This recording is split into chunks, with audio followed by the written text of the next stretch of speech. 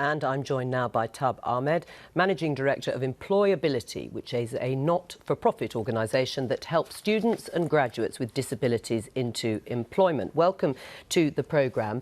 Employers, we know, are required by law to make reasonable adjustments for people with disabilities. Are they enough? I think it depends. Employers often get caught up with the word reasonable and what is reasonable. I think my advice to employers is to say that you can assume for most desk-based jobs or for jobs in offices, etc., and particularly if you're a large employer, most things would be deemed to be reasonable.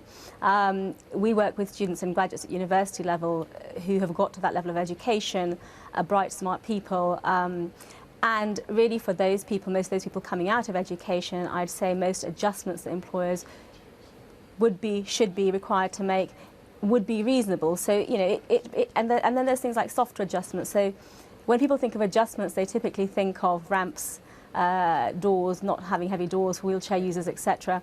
But there's also attitudinal adjustments, I think, that are quite important. Now, are they more difficult, from your perspective, actually getting over some of the culture and ethos that exist within companies in terms of barriers to people with disabilities entering the job market?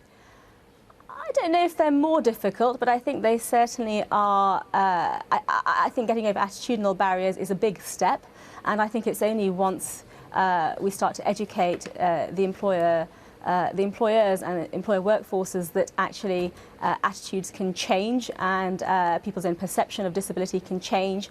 Everybody has perceptions of disability, whatever those may be, but actually it's about thinking about putting those aside to are they really relevant to the individual sitting in front of you that you're interviewing for the role that you're requiring them to do.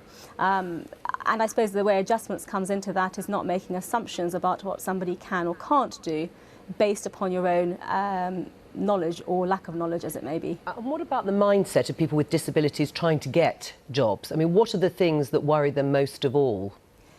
So I think at EmployAbility, what we found is when we work and talk to students and graduates is that they're often very worried about disclosing their disability to employers. They're worried that that disclosure itself may lead to discrimination. If they do disclose, they're worried or they don't quite know how to negotiate the adjustments they might need in the workplace. And often the adjustments they need at university are really different for education purposes, very different from those they might need for, let's say, a selection process with an employer or in the workplace. Often they don't know what those may be. So there's a lack of knowledge on the side of candidates as well sometimes. All right, Ahmad, thank you very much.